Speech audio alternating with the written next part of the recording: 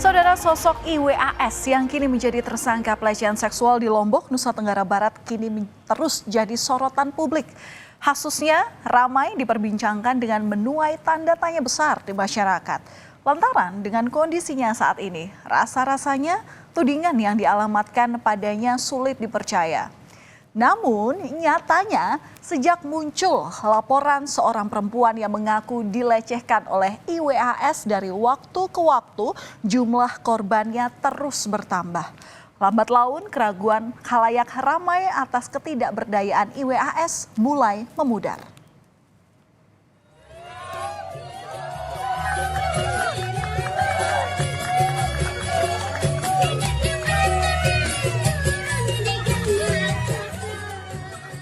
Di media sosial, satu persatu jejak aktivitas IWAS menjadi viral. IWAS terlihat bisa berkegiatan layaknya orang pada umumnya di tengah keterbatasan yang ada. Dalam satu kesempatan, IWAS terlihat sedang berjoget dengan luasnya bersama dengan penari perempuan. Gestur IWAS kala itu pun menuai beragam komentar dari warganet.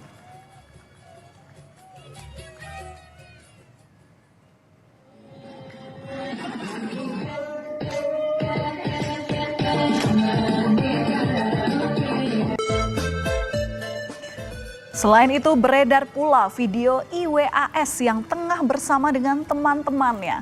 Ramai disebut di dunia maya bahwa ada dugaan IWAS mengonsumsi minuman keras meski belum ada konfirmasi terkait hal itu. IWAS pun terlihat seperti menikmati waktu bersama teman-temannya, bahkan diselingi aksi berjoget.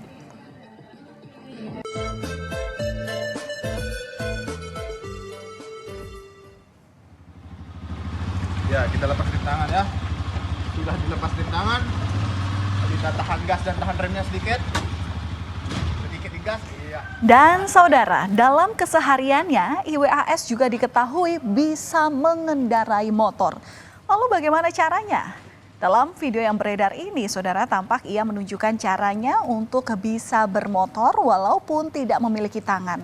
IWAS terlihat lincah dan sudah terbiasa mengendarai kendaraan roda 2 itu. Melihat video bermacam aktivitas IWAS ini pun kemudian membuat masyarakat berpikir kembali tentang sosoknya yang ternyata bisa menjalani hari-harinya selayaknya orang lain pada umumnya. Baru-baru ini, rekaman suara yang diduga sebagai IWAS saat mendekati seorang perempuan pun beredar di dunia maya. Laporan rekaman itu diterima oleh Komite Disabilitas Daerah KDD NTB Joko Jumadi. Ada yang sukses, tapi dia lagi diangkut sama orang, dirusak sama seseorang. Saya punya bawaan mantra di tas saya isinya. Itu bawaan dari lahir yang bisa baca seseorang.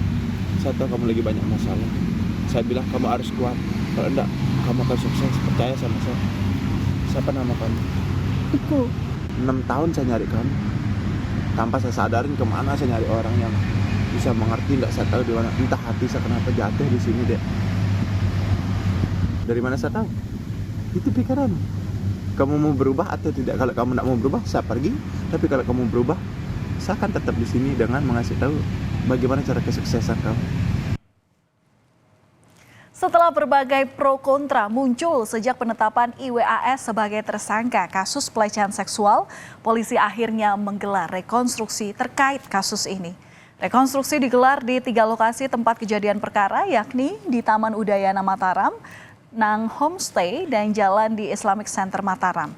Rekonstruksi yang dilakukan tim di Treskrimum Polda NTB disaksikan oleh Kompolnas, kuasa hukum, dan pendamping korban. Jumlah adegan pun bertambah seiring dengan jalannya rekonstruksi.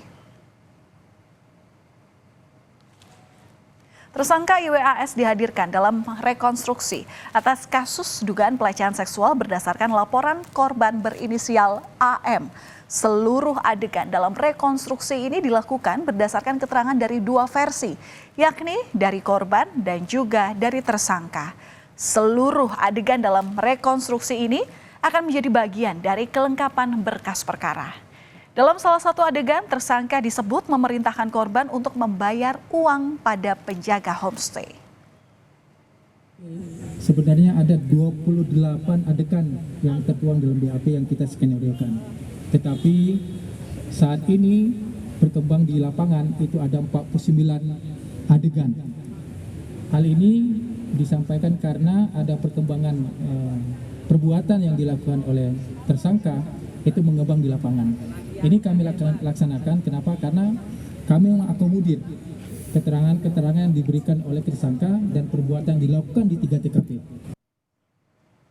Kalau kita mundur ke belakang, saudara, sebelumnya di tanggal 9 Desember atau hari Senin lalu, tersangka kasus dugaan pelecehan seksual dengan korban yang disebut-sebut mencapai 15 orang ini menjalani pemeriksaan polisi di Mapolda NTB. Dalam proses pemeriksaan, tersangka didampingi oleh ibu, pengacara, dan diawasi oleh Komite Disabilitas Daerah NTB. Pemeriksaan tersebut merupakan pemeriksaan yang kedua kalinya. Sementara dari 15 orang yang diduga menjadi korban, 8 orang diantaranya telah menjalani pemeriksaan. Sudah 2 kali diperiksa polisi, IWAS tetap membantah melakukan pelecehan seksual. Sejak awal ia mengaku heran dirinya mengapa bisa ditetapkan sebagai tersangka pelecehan seksual. Bahkan kini jumlah korban terus bertambah. Meski demikian, polisi menyampaikan bahwa dengan kemampuannya tersangka dinilai bisa mengarahkan korban untuk melakukan yang ia inginkan. Kan pertama satu cewek, yang saya ajak pergi satu cewek, kok ada 2. 2 yang masuk ke kamar itu?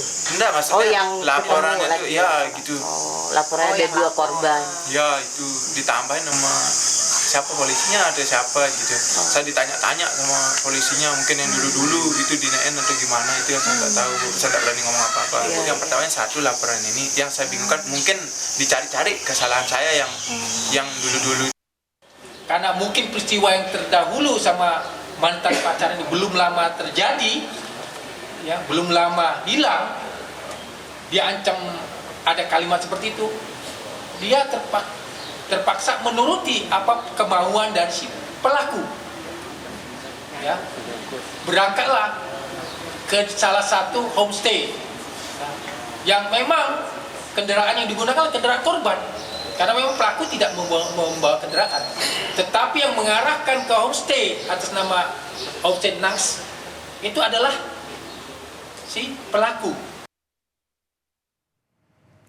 Sementara Koordinator Komite Disabilitas Daerah Joko Jumadi menyebutkan bahwa tersangka ini mampu melakukan perbuatan yang dituduhkan kepadanya.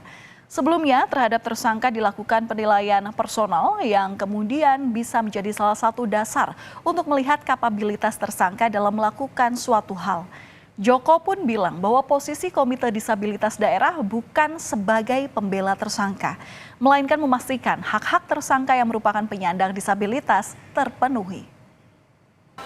Tersangka itu memang memiliki kemampuan untuk melakukan tindak pidana sebagaimana yang dimaksud di dalam pasal 6C Undang-Undang TPKS, memang mampu.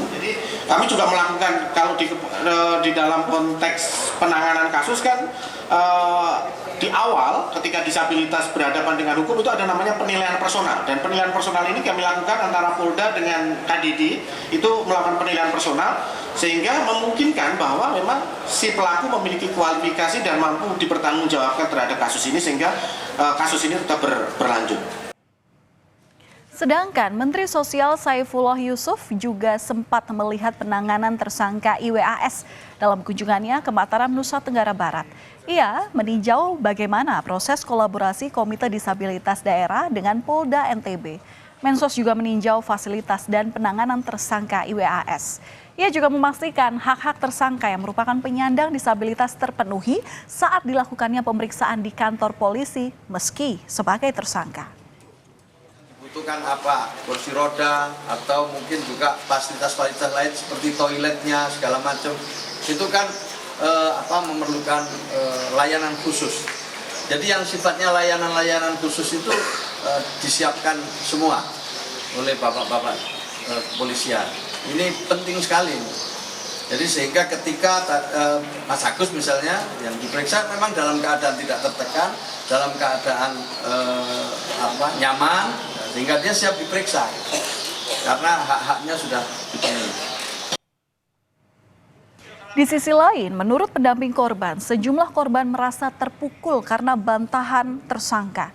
Para korban disebut mengalami trauma dan ketakutan hingga akhirnya meminta perlindungan dari Lembaga Perlindungan Saksi dan Korban atau LPSK. Hingga kini, setidaknya ada 5 korban yang meminta perlindungan pada LPSK. Wakil Ketua LPSK Sri Supariyati mengatakan pihaknya berkomitmen untuk memberikan fasilitas guna memperkuat proses peradilan pidana. Namun, ada sejumlah kendala dalam proses penegakan hukum kasus asusila pemuda disabilitas karena keterangan korban yang belum jadi basis utama. Ditanyakan apakah ada ancaman secara langsung, memang tidak ada ancaman secara langsung, tapi bagaimanapun kan kondisi korban ini masih sangat rentan ya dengan viralnya berita ini dan pro kontra di masyarakat. Jadi bagaimanapun juga korban butuh untuk perlindungan keamanan dan juga secara psikologis perlu dikuatkan seperti itu. Berapa yang minta perlindungan? 5 orang korban dewasa itu. Mereka masih sangat ketakutan untuk kemudian berinteraksi dengan orang di luar tim dan kepolisian atau orang-orang yang memang berwenang untuk proses hukum ini ya gitu. Jadi mereka memang hanya masih berinteraksinya dengan kami saja. Masih panjang perjalanan kasus pelecehan seksual dengan tersangka yang terbilang tak biasa. Polisi masih terus mengumpulkan barang bukti dengan memeriksa tersangka IWAS dan juga para korban. Satu persatu fakta bermunculan meski tersangka hingga kini masih membantah semua tuduhan. Semoga kasus ini segera bisa diselesaikan dengan terang benderang.